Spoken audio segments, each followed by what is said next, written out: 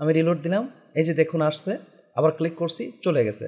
এখন এই কাজটাই আমরা চাচ্ছি যে এখানে মাউস নিলে যেন হয়। এখন যদি আমরা রিলোড দেই, এরপরে যদি এখানে মাউস নেই, এই যে দেখুন চলে আসছে, মাউস সরে ফেললে কিন্তু আবার হাইড হয়ে যাচ্ছে। আসসালামু আলাইকুম ডিয়ার ভিউয়ার, সফটল ইউটিউব চ্যানেলে jQuery টিউটোরিয়ালে আপনাকে স্বাগতম। এই ভিডিওতে আমরা jQueryর 12টি প্রয়োজনীয় মেথডের ব্যবহার দেখব।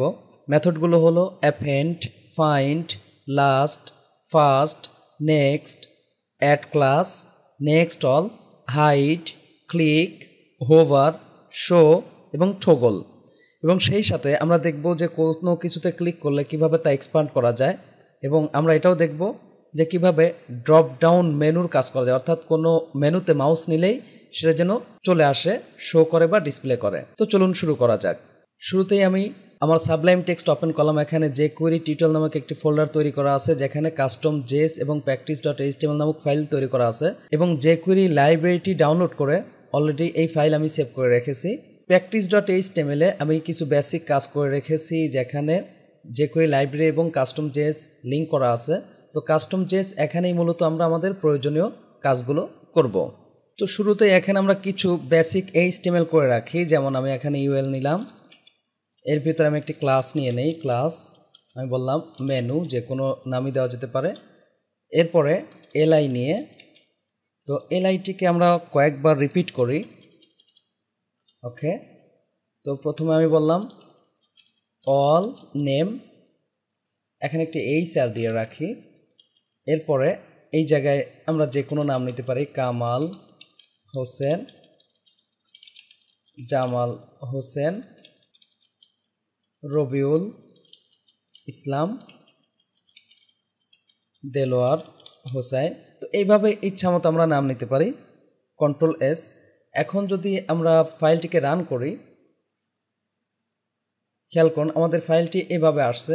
তো আমরা একটু বেসিক স্টাইল করে রাখি, যে এখানে যে বুলেট চিহ্নগুলো আছে এগুলো আমরা একটু রিমুভ করে রাখি। তার জন্য এখানে আমি স্টাইল নিলাম,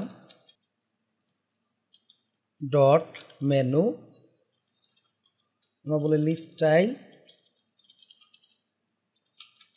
নান বললাম, Ctrl+S। এখন যদি আমরা রিলোড দেই, এই যে দেখুন লিস্টের স্টাইলটা আমাদের নেই। তো এখানে আমরা প্রয়োজনে এখানে আমরা একটি ক্লাস নিয়ে রাখতে পারি, যেটা আমরা অ্যাড ক্লাস মেথডের মাধ্যমে অ্যাড করব। সফটল, এখানে আমরা বললাম কালার রেড বোঝার সাথে। এরপরে আমরা ফন্ট ওয়েট সাপোজ বোল্ড দিলাম, Ctrl+S, এভাবেই থাক। তো এখন আমরা কাস্টম জেএসে আমাদের প্রয়োজনীয় কাজগুলো করব। তো শুরুতেই আমরা এখানে ইউজ করি ডকুমেন্ট ডট রেডি ফাংশন। তো এই মুহূর্তে আমরা যেটা দেখব যে কিভাবে যে কোনো LIতে অর্থাৎ মেনুতে কিভাবে আমরা যে কোনো কিছু অ্যাড করতে পারি। তো তার জন্য আমরা এখানে বলবো ডট মেনু LI। ধরে নিন যে আমরা সুডো ক্লাস ইউজ করি LI ফার্স্ট বা LI লাস্ট। তো ফার্স্টে যে কোনোটাতে আমরা কিছু অ্যাড করব, তার জন্য আমরা বলি LI ফার্স্ট। এখানে আমরা এখন অ্যাপেন্ড ইউজ করব, অ্যাপেন্ড। সাপোজ এখানে বললাম অ্যাডিট টু ফার্স্ট LI। তাহলে এখানে যেহেতু ফার্স্ট বলছি, এই লেখাটা আমাদের কোথায় অ্যাড হবে? ফার্স্ট LIতে অ্যাড হবে। আমি যদি এখন রিলোড দিই, এই যে দেখুন এটা এখানে চলে আসছে। আচ্ছা, বেটার হয় এটাকে যদি আমরা এইভাবে ব্র্যাকেটের মধ্যে রাখি। ওকে, রিলোড, এই যে দেখুন ফার্স্ট LIতে এটা কিন্তু অ্যাড হয়েছে। তো একইভাবে আমরা কি করতে পারবো? ফার্স্টের জায়গায় লাস্ট ইউজ করতে পারবো। তো এখানে যদি আমরা লাস্ট ইউজ করি, খেয়াল করুন এক্ষেত্রে আমাদের লাস্ট LI দেলোয়ার হোসাইনে এই যে পাশে অ্যাড হবে। রিলোড, এই যে দেখুন এখানে কিন্তু এটা চলে আসছে। তো এই কাজটাই আমরা এখন jQuery ফাইন্ড, ফার্স্ট এইসব মেথড ইউজ করে করতে পারবো। তো ধরে নিন যে আমি এটা Ctrl+Shift+D দিয়ে কপি করলাম, জাস্ট এটাকে আমি কমেন্ট করে রাখি বোঝার সাথে। তো আমি এখানে মেনু LI লাস্ট না নিয়ে মেনু থাকলো, এই জায়গায় আমরা ইউজ করব ফাইন্ড মেথড। ওকে, ডট ফাইন্ড। এরপরে এই ফাইন্ডের ভিতরে আমরা বলে দিব LI। তাহলে এখানে কি হবে যে মেনুর ভিতরে LI ফাইন্ড করবে। ওকে, করলো। তো মেনুর ভিতরে আমাদের LI আছে অনেকগুলো, ফাইন্ড হলো। এখন এই জায়গায় আমরা বলে দিই যে ফার্স্ট, তার মানে এখানে কি ঘটলো যে মেনুর ভিতরে এলআই ফাইন্ড করবে আর এলআইগুলোর মধ্য থেকে ফার্স্টেরটায় অ্যাপেন্ড করবে এই লেখাটা। আমি এখন যদি রিলোড দিই, এই যে দেখবেন এই যে এইটাতে চলে আসবে, এই যে দেখুন add it to first LI. এখন একইভাবে এই জায়গায় কিন্তু আমরা ইউজ করতে পারি লাস্ট, কন্ট্রোল এস, এই যে দেখুন এই যে লাস্ট এলআইতে কিন্তু চলে আসছে। এখন আমরা ফার্স্ট এবং লাস্ট বুঝলাম, কিন্তু আমরা চাচ্ছি যে এইটা আসলো কিন্তু এইটার নেক্সট যেটা সেটাই অ্যাড হোক। তো তার জন্য আমি এখানে সাপোজ ফার্স্টই বললাম, ফার্স্ট হলে তো কী হবে, ফার্স্টেরটাই আসবে। তো আমরা চাচ্ছি এইটার যে নেক্সট ছিল সেই নেক্সট এরটাই অ্যাড হোক। আচ্ছা, বেটার হয় এখানে এই সারটা এই মুহূর্তে আমরা না নিয়ে আমরা পরে নিচ্ছি, কন্ট্রোল এস। দেখুন তো এটার নেক্সট আছে হচ্ছে কামাল হোসেন। তাহলে এখন আমরা নেক্সট মেথড ইউজ করবো যে ফার্স্টের যে নেক্সট সেইটাতে এটা অ্যাড করো। তার জন্য আমরা বলবো ডট নেক্সট। এর অর্থ কি দাঁড়ালো, মেনুতে এলআই ফাইন্ড করবে, ফাইন্ড করার পরে যেই ফার্স্ট এলআই আছে সেই ফার্স্ট এলআইয়ের নেক্সট এলআইতে এই জিনিসটা অ্যাড করবে। এই যে দেখুন আমি রিলোড দিচ্ছি, এই যে দেখুন এখন কিন্তু নেক্সটে অ্যাড হয়েছে। তো এই মুহূর্তে আমরা দেখব যে এই বিষয়গুলোতে আমরা কীভাবে অ্যাড ক্লাস ইউজ করতে পারি। তো এগুলো আমি একটু ফ্রেশ করে দিচ্ছি। জাস্ট আমি এখানে বললাম ডট মেনু, এরপরে আমি ফাইন্ড ইউজ করলাম, ফাইন্ড বলে বললাম এলআই ফাইন্ড করো মেনুর ভিতর থেকে।